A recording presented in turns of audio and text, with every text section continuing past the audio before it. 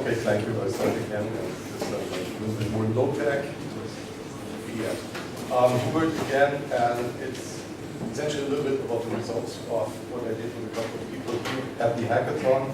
Mostly, actually, I was sitting with those people over there with the voting project, but as I'm not a coder, I was mostly involved with specs, and that's something I did here as well. So specking for something which I like to call it creative asset spec policy, which is actually what the fuck is it? It's actually about using Bitcoin or cryptocurrencies for transferable digital assets. So the wonderful thing you can do, or what Bitcoin already proved it, that you can transfer digital entities from one person to another. This can be coins, but of course this could be something completely different. Something completely different is actually what the QLAC thing is all about. You can essentially buy, sell, trade, or you can do everything what you want with digital creations at the beginning, digital creation. And with creation, I essentially mean really any kind of creation as long as it's digital. So it can be really any creation. It can be audio, it can be images, games, text, software, books, video, websites, but any creation. And to do that, essentially, the plan is to use colored coins as the equal to essentially represent the assets in the blockchain. And most likely there will be something like a new kind of currency as the carrier for that, a new kind of blockchain as the carrier for that.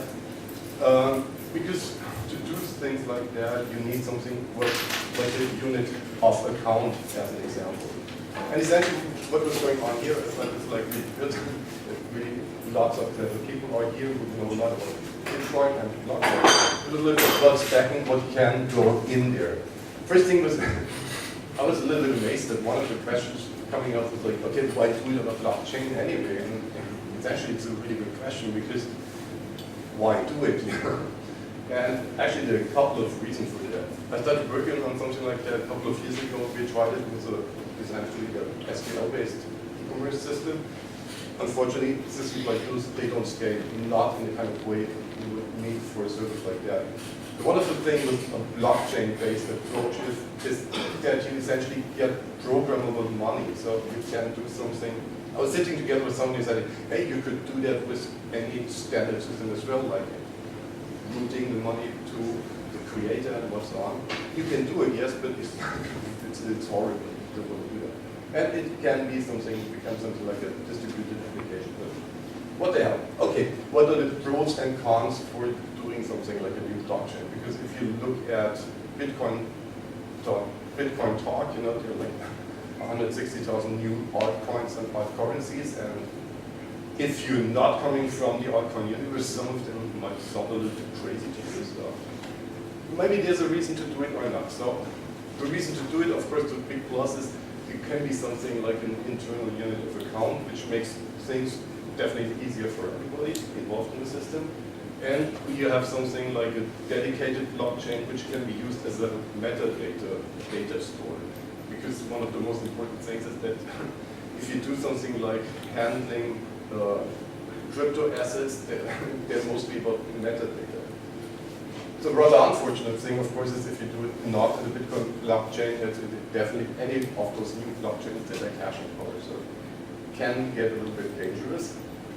And the big plus minor thing is anything which is not happening on the Bitcoin blockchain, unfortunately, it cannot access the whole range of the infrastructure which is already built around Bitcoin and popping up like exchanges, whatever. The one thing we might have to look into is something like the cross-chain trading.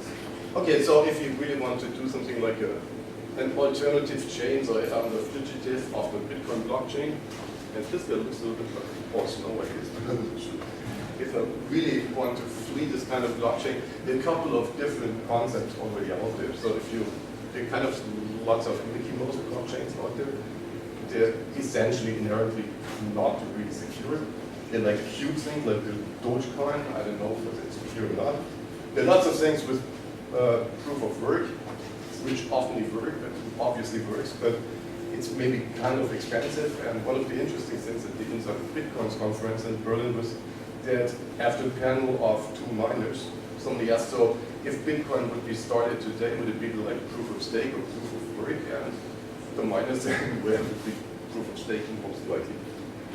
Proof of burn or burns, I don't know, we come to that, and this we just invented as a proof of work.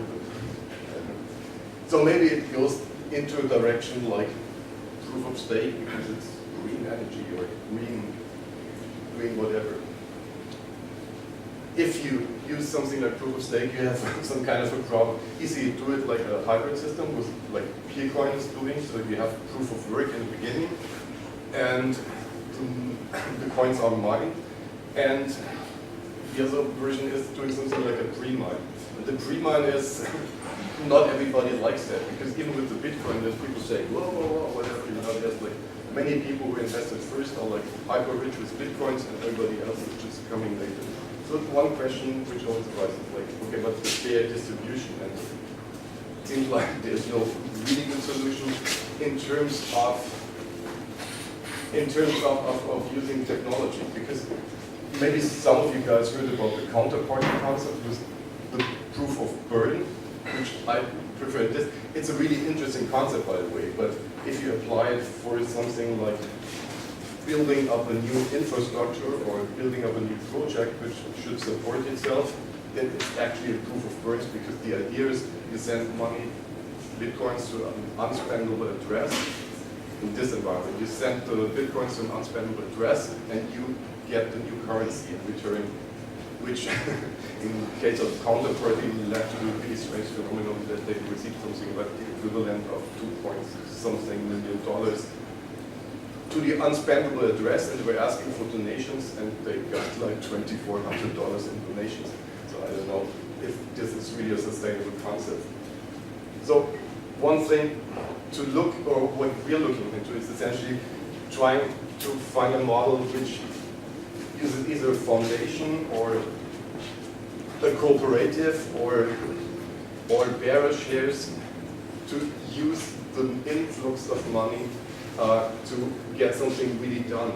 Getting something really done needs working capital, because you have to pay for people, you have to pay for cans with food, and that's essentially a really nice example for a cooperative. Ocean Spray, anybody who ever stayed in the US knows them, they're like the mega sellers of cranberries, and it's a one huge cooperative, like one of the largest retail chains here in Germany. Edeka, they're a cooperative as well.